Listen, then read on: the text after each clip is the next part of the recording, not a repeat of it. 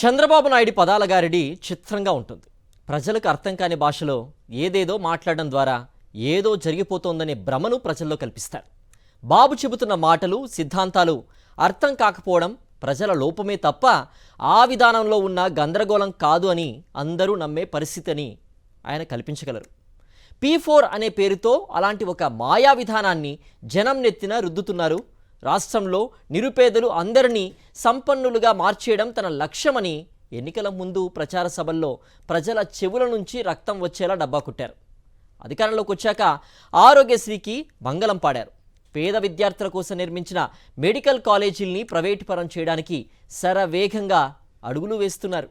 చంద్రబాబు దోపిడీపై ప్రముఖ journalist Kommineni Srinivasarao comment చూద్దాం.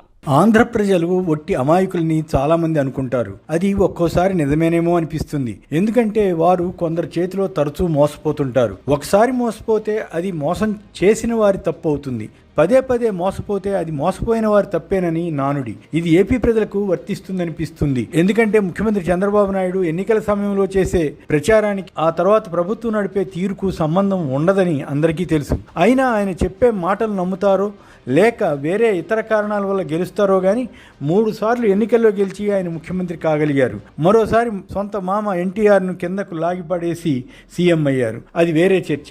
ఇది ఎందుకు చెప్పవలసి వస్తున్నదంటే ఏపీ మంత్రివర్గ సమావేశంలో తీసుకున్న ఒక నిర్ణయమే కారణం. 10 మెడికల్ కాలేజీలను PPP పద్ధతిలో ప్రైవేట్ పరం చేయాలని తీర్మానం చేశారు. అంటే పబ్లిక్ ప్రైవేట్ భాగస్వామ్యం అన్నమాట. ఇప్పటికే గత ముఖ్యమంత్రి వైఎస్ జగన్ పాలనలో 100 కోట్లు వెచ్చించి వివిధ సదుపాయాలను క్రియేట్ చేసిన ఈ వైద్య కళాశాలలు ప్రైవేటు వారికి సంపద కాబోతున్నాయి. ఈ విషయంలో చంద్రబాబు నాయుడుకున్న క్లారిటీ మరెవరికి ఉండకపోవచ్చు. ఎన్నికల ప్రచార సమయంలో ఏం చెప్పారు? సంపద సృష్టించి పేదలకు సంక్షేమ పథకాలు అమలు చేస్తానని, సంపద సృష్టించే పార్టీ తెలుగుదేశం అని, సంపద సృష్టించడం ఎలాగో తెలిసిన వ్యక్తిని తానని ఆయన ప్రచారం చేసుకున్నారు. ప్రభుత్వంలోకి వచ్చాక తన స్కీములు కొన్నింటిని, ముఖ్యంగా ఆడబిడ్డ నిధి బదులు P4తో సరిపెట్టుకోవాలని ఆయన ప్రత్యక్షంగా పరోక్షంగా చెప్పారు. అంటే ఆయన ప్రైవేటు వారికి సంపద సృష్టిస్తారు, ఆ తర్వాత వారు దయతలిచి పేదలకు ఎంతో కొంత విధిలిస్తారన్నమాట. 2024లో అనూహ్యంగా ఎన్నికై ప్రభుత్వ బాధ్యతలు చేపట్టిన తర్వాత ఎన్ని విషయాల్లో చంద్రబాబు యూటర్న్ తీసుకున్నారో చెప్పనవసరం లేదు. జగన్ ముఖ్యమంత్రిగా ఉన్నప్పుడు 17 మెడికల్ కాలేజీలకు అనుమతి తీసుకురావడం, వాటిని ప్రభుత్వ రంగంలోనే నడపాలని నిర్ణయించడం ఒక సంచలనం. అంతకుముందు ముఖ్యమంత్రిగా ఉన్న చంద్రబాబు తన సుదీర్ఘ పదవీ కాలంలో ఒక్క మెడికల్ కాలేజీని కూడా ప్రభుత్వ రంగంలో ఏర్పాటు చేయలేకపోయారు. కానీ జగన్ అన్ని వైద్య కళాశాలను తీసుకురావడమే కాకుండా పలు కాలేజీల నిర్మాణం కూడా చేపట్టారు. 5 క్లాసులు కూడా మొదలుపెట్టాయి. తన సొంత నియోజకవర్గం పులివెందుల్లో మెడికల్ కాలేజీ నిర్మించి 50 సీట్లను కూడా కేంద్రం నుంచి మంజూరు చేయించుకుంటే వాటిని ఇప్పుడే తమకు అవసరం లేదని చంద్రబాబు ప్రభుత్వం లేఖ రాయగలిగిందంటే ఏమనుకోవాలి? అదే పని పొరపాటున జగన్ ప్రభుత్వం చేసి ఉంటే చంద్రబాబు ఎంత యాగి చేసి ఉండేవారో. ఆ ప్రభుత్వ మెడికల్ కాలేజీల్లో 50% ప్రైవేటు వారికి ఇచ్చి సెల్ఫ్ ఫైనాన్స్ పద్ధతిలో వాటిని నడపాలని అప్పట్లో జగన్ ప్రభుత్వం ఆలోచించింది. అంతే. చంద్రబాబు కానీ ఆయన కుమారుడు లోకేష్ కానీ టీడీపీ నేతలు కానీ ఎంత గగ్గోలు పెట్టేశారో. మెడికల్ సీట్లను జగన్ అమ్ముకుంటున్నారని ప్రచారం చేశారు. తీరా ఇప్పుడు అధికారం వచ్చాక వారు ఏకంగా వైద్య కళాశాలనే అమ్మకానికి పెట్టేశారు. ప్రతి మెడికల్ కాలేజీకి సగటున 50 ఎకరాల భూమిని గత ప్రభుత్వం కేటాయించింది. అలాగే 100 కోట్లతో భవనాలను కొన్ని కాలేజీలకు నిర్మించింది. అదంతా ప్రభుత్వ పరంగా ప్రజలకు సంపద సృష్టే. ఇప్పుడు దాన్ని ప్రైవేటు వారికి చంద్రబాబు అప్పగిస్తున్నారు. అది లీజ్ పద్ధతిలో ఇస్తారా లేక శాశ్వత ప్రాతిపదికన ఇచ్చేస్తారా అన్నది తెలియదు కానీ పెద్దగా ఖర్చు లేకుండా నేరుగా ప్రభుత్వం నుంచి సంపదను కొంతమంది ప్రైవేట్ వ్యక్తులు పొందుతున్నారన్నమాట. ఈ మెడికల్ కాలేజీలు, వీటికి అనుబంధంగా ఉండే ఆసుపత్రుల ద్వారా పేదలకు ఎంతవరకు ఆరోగ్య వస్తువులు సమకూర్చుతాయన్నది సందేహమే.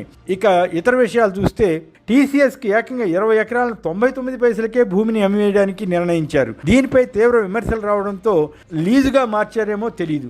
విజయవాడలో లులు కంపెనీకి ఆర్టీసీ స్థలాన్ని కట్టబెడుతున్న సంగతి తెలిసిందే. ఈ విధంగా ఆయా సంస్థలకు సంపద అంటే ప్రజల ధనాన్ని కట్టబెడుతున్నారన్నమాట. జగన్ ప్రభుత్వం ద్వారా మద్యం షాపులను ఊరు బయట నడిపిస్తే చంద్రబాబు సీఎం కాగానే వాటన్నింటినీ తీసేసి ప్రైవేటు వారికి, ముఖ్యంగా తన పార్టీ వారికి ఆదాయ వనరుగా మార్చారు. అది సంపద సృష్టి అన్నమాట. పలు రోడ్లను ప్రైవేటు పరం చేస్తారట.